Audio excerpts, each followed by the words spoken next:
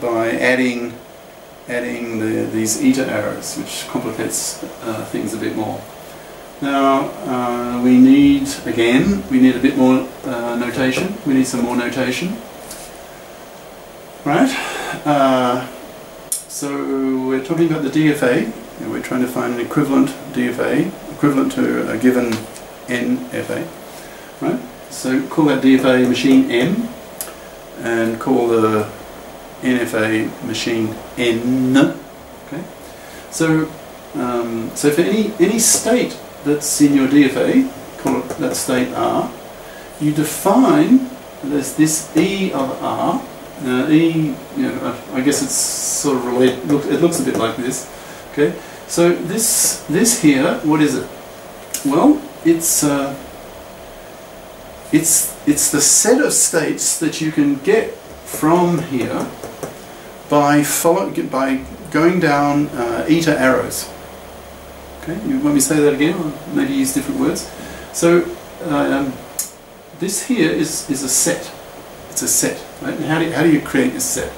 Well, now remember R is a set. It's a set of members of Q. So it's a subset of Q. It's a subset of states of your NFA. Right? That's what R is. Okay.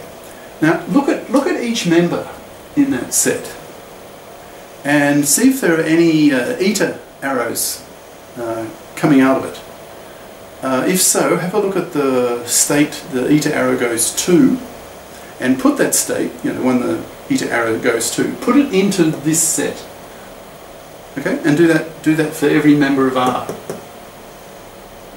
Okay, that set that you get then is defined to be ER. In other words, ER is the set of states that are pointed to by eta arrows. Okay, is that fairly clear? Right, and we'll use this this set, this notation, in the modified formal definition of the equivalent DFA. Right? We'll use this in the formal definition. Okay. Oh, by the way, there's another little complication. You may ask, where is all this coming from? And I asked myself the same question. It's still not clear in the text the justification for all these devices and tricks. And I'm supposing that given that there are like 65 questions at the end of chapter 1, that by the time you've done a lot of those questions, the motivation for these kinds of tricks will become clear. Like I'm still a bit fuzzy on the use, the motivation, the why about these eta arrows. What's the point? Why are they there? Why are they useful? And I'm hoping things will clarify once that I've done a lot of the homework questions, the exercises. With a fair hunk of the 65 questions at the end of chapter 1 in the exercise section. I hope answers to these questions will become clearer. Right? Okay, so it's not only the states that these eta arrows point to. In this set, this one here, you also have to include the members of your R themselves. Right? So there's like two categories of members in this set. One will be the members in R it's themselves, right? Those members in R, right? They stay there in a sense, plus second category of members in this set, and that second category, they are the states that the eta arrows point to. Okay? So now in later sessions we'll actually do a concrete, we'll actually analyze in detail a concrete example of a DFA that is equivalent to an NFA, and you'll see the actual creation, concrete example of these kind of this kind of set being created. Right? All right.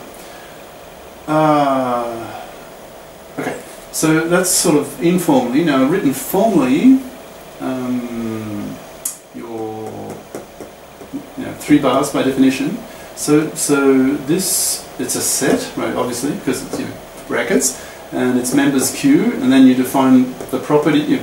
You're using the property definition of a set.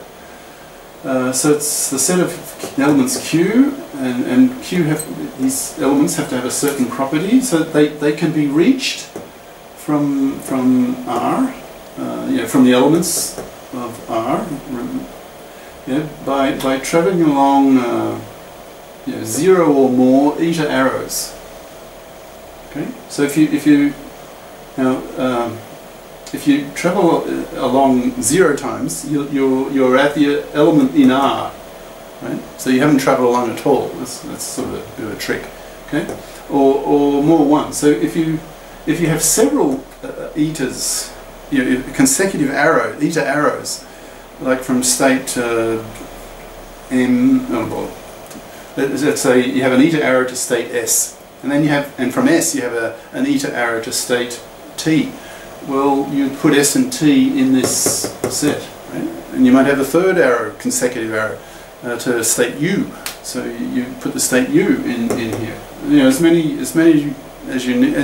as there are consecutive E's, right? All right.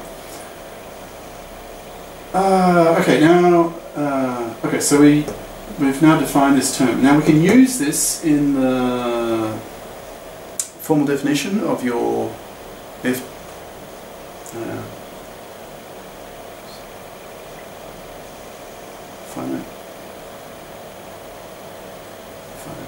your DFA. To remember what the term was. Deterministic finite automaton, DFA. Okay, so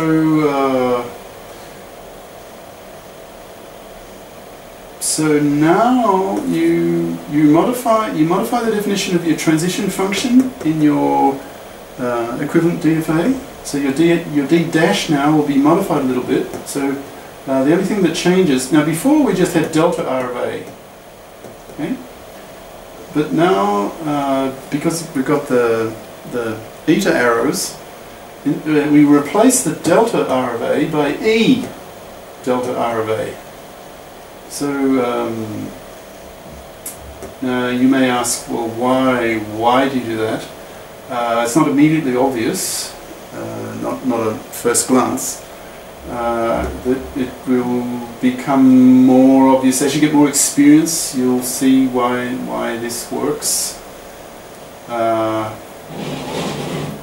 Let's see if we can deduce it already. Now, this without the E here. Right? What the E does is the E, remember, it contains 2 categories of members. One is the original members of R, and the other is the states that get pointed to from the members of R along eta arrows. Okay, so here you've got like two sets of members. One are the members of R, and the other are those pointed to by etas.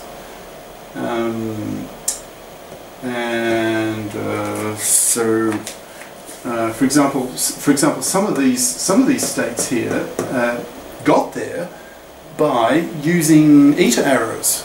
Okay, so this here will be the machines, if you like, the states that got there partly by using eta arrows. Okay, so some of these are the result of using eta arrows. Well, that gets represented by this, right? And I hope with practice that will become clearer. Right. Well, it's been a rather long session. So what's coming up?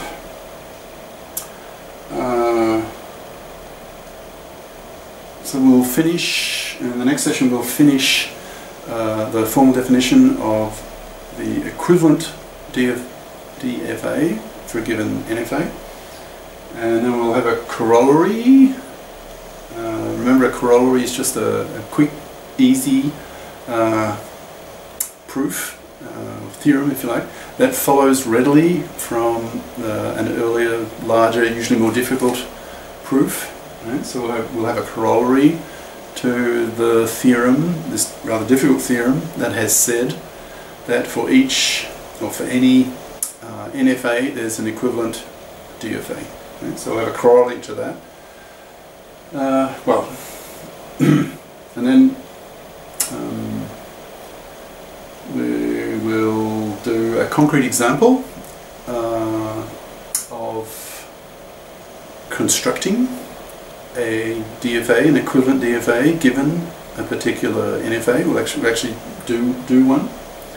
Right? And then towards the end, so we'll finish off then the discussion of NFAs, and then we can go back to proving that the class, the set, family, I don't know why Sipser just doesn't use just the word set for all these, because all these other words like class and category and family and they're all just sets. Why don't you just use one term? Keep things simple. Anyway, so so we can go back to the problem where when we got stuck, when we're trying to prove that the class set of regular languages under the regular operation of concatenation is closed. Remember, we got stuck. So now that we have knowledge of how to use non-determinism, using NFAs, we can now solve that problem much more easily. We can solve it. In fact, we'll also go back to now we did prove earlier, we actually proved it, that the class of regular languages under the regular operation union, that class is closed, and we did that by using we proved it, and by now using an NFA we can prove it much more easily. Right? So we'll make that contrast as well. So we will revisit the proof that the regular languages are closed under union, and we'll prove it again, that it's closed, by using an NFA, and then we'll compare the level of difficulty of the two proofs, and you'll see that the NFA based proof is much easier, so hence justifying the use of NFAs, using non-deterministic computation. It's very useful and it simplifies things a lot. Okay?